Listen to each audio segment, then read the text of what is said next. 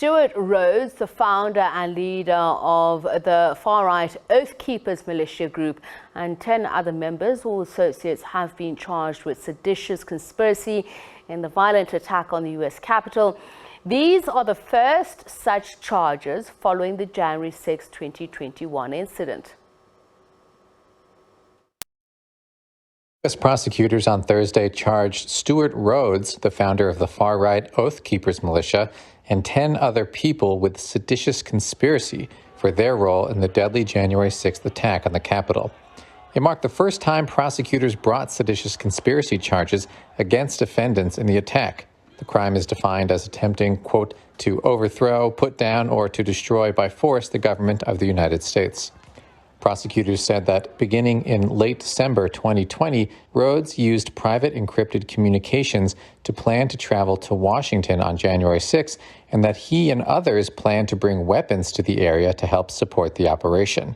Supporters of former President Donald Trump that day stormed the Capitol in a failed bid to stop Congress from certifying his election loss to President Joe Biden. While some of the Oath Keeper members rushed inside the building wearing tactical gear, others remained stationed outside in what they deemed quick response force teams, which were prepared to rapidly transport arms into the city, prosecutors said. The Oath Keepers are a loosely organized group of activists who believe that the federal government is encroaching on their rights and focus on recruiting current and former police, emergency services, and military members. Rhodes spoke to Reuters in 2016. And one thing that the left needs to understand is that, that the right wing is extremely well armed in this country. And if they have the support of the military, you can wind up in a military dictatorship very easily. Seditious conspiracy is a felony carrying a maximum sentence of 20 years in prison. 9 of the 11 defendants were already facing other charges.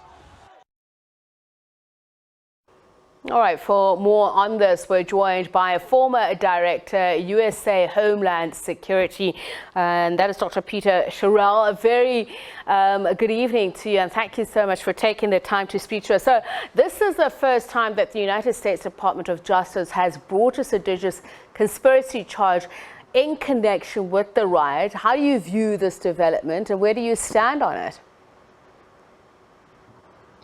Thank you for having me. It's a pleasure to be here. My actual initial thoughts regarding this is that the Attorney General Garland has been under serious scrutiny for his lack of any real enforcement or bringing any real charges against anybody in that insurrection on January 6th. I find it somewhat ironic that all of a sudden they've brought these charges and now they're showing footage of these individuals who are facing previous charges, which I'm not exactly sure what they are or how serious they are, with them marching into the Capitol. So I think that this is more politically motivated because the DOJ has been really nonchalantly prosecuting anybody for this January 6th insurrection. And the mere fact that there's only 10 or 11 people that they are charging with seditious conspiracy, there are hundreds, maybe even thousands who should be facing such a charge. And the fact that a police officer was killed and over 100, I think it was about 140 officers injured, and people are getting like slapped on the wrists from this insurrection. And now all of a sudden, because there's been so much backlash of Garland and criticism publicly and in the news about Garland and the DOJ, now all of a sudden they are bringing more serious charges, which should have been at the forefront of this insurrection.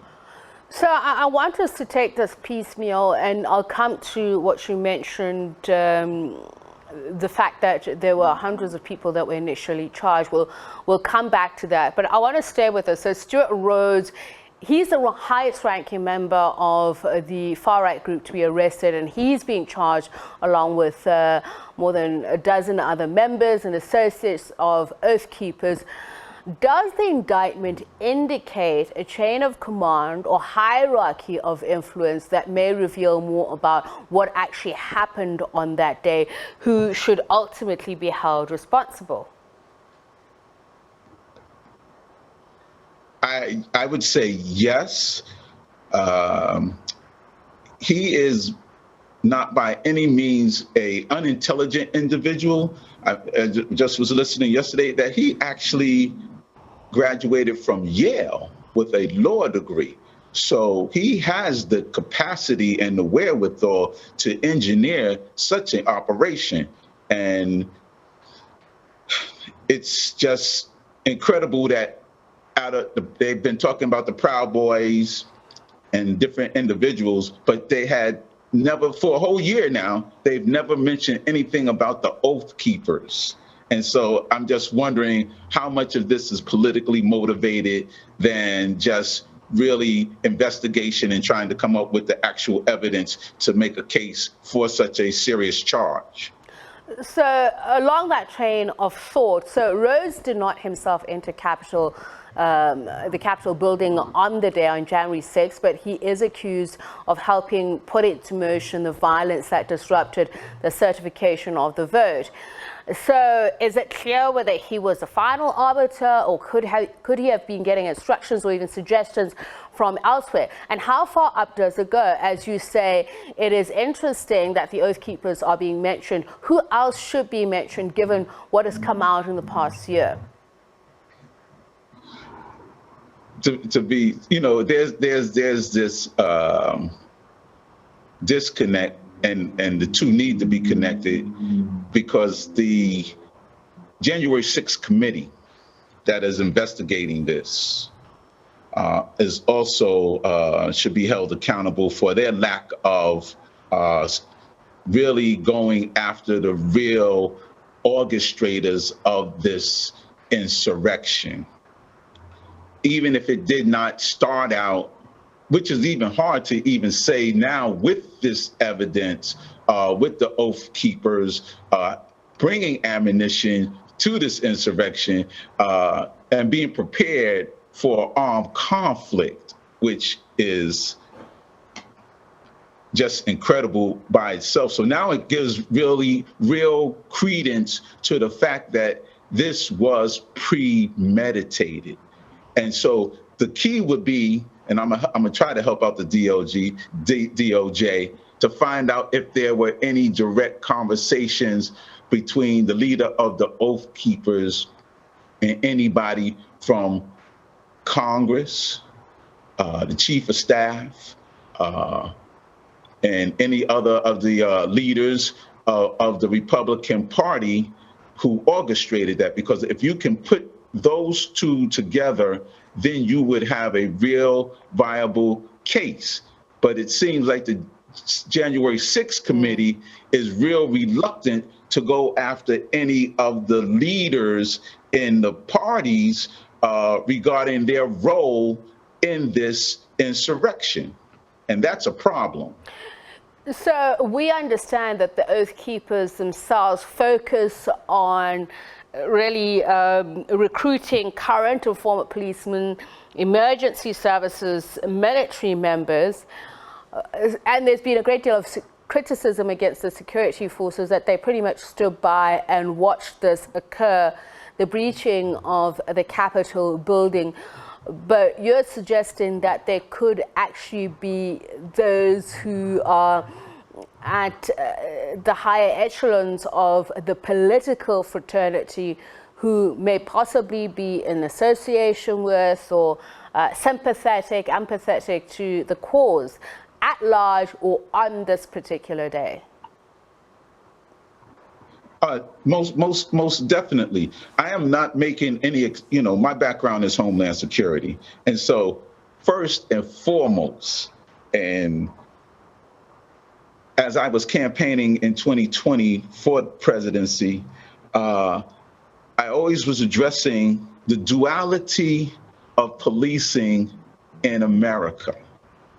And we are all aware, and very well aware, that those officers would have been in full riot gear if that was Black Lives Matter or any type of other protest with people of color.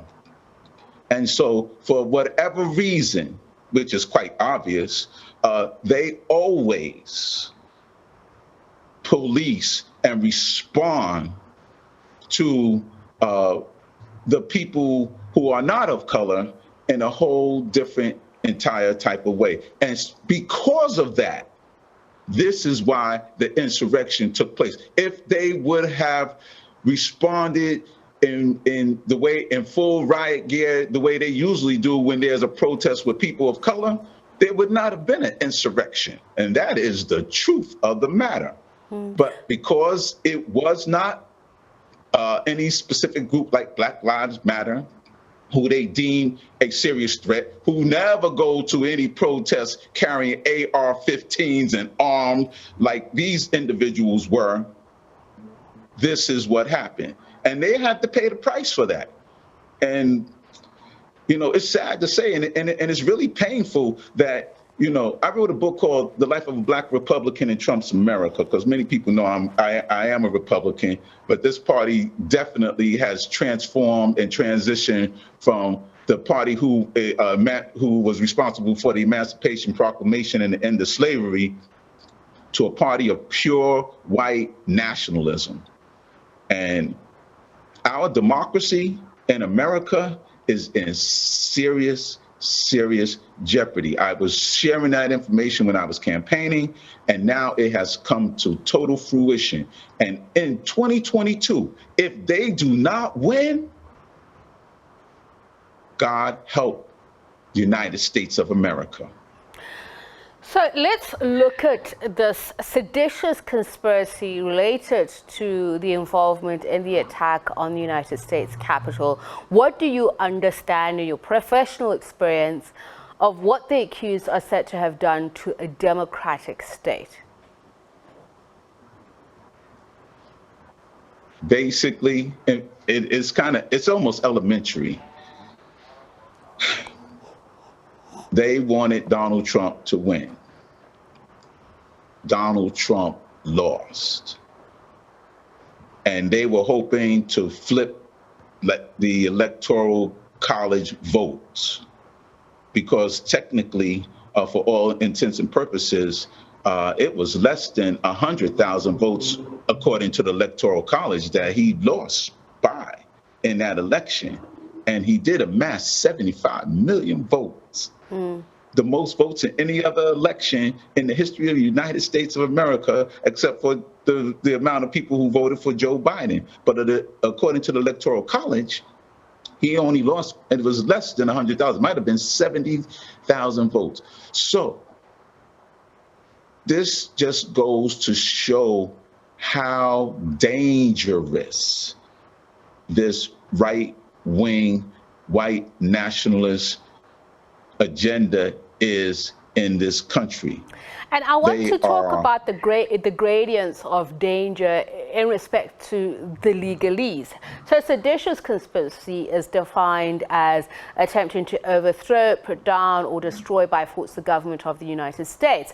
And it carries a maximum sentence of 20 years in prison. But more importantly, what distinguishes it from what some would say are treasonous actions? What distinguishes it from what? What one would call treasonous action. You know, that's a good question, because if that was not treason, I don't know what is. You know, law has varying degrees, and so it allows for leniency, because I guess if you get charged with treason, then you are really, you should be executed. So I guess seditious conspiracy is underneath treason, and so that wouldn't institute execution, because if you commit treason, you should be executed. And you'll correct me if I'm wrong on this, but I believe the Oath Keepers case is the largest conspiracy case that federal authorities have brought so far over the Capitol attack.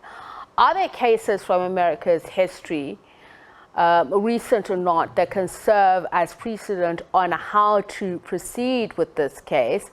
Because another thing which I find interesting is that while certain Oath Keepers members and affiliates breached the Capitol grounds and building, others remain stationed outside the city in case of what they call quick reaction force teams. And one wonders, what danger would they have foreseen that would have arisen, and just how far they would have taken their response as QRFs? I think that given their marching orders directly from Donald Trump that day, and he said, you're going to have to fight like hell for your country. And if you listen to some of the statements from some of the members of these radical groups, they are ready to die for the cause. They are ready for civil war for this cause. And they are determined. They've taken Malcolm X's statement by any means necessary to a whole entirely new level. Again, I will reiterate, this 2022 election, given the fact that many states in this country have already put voting laws in place to overthrow results if it does not come out the way that they want, this country is headed into an abyss.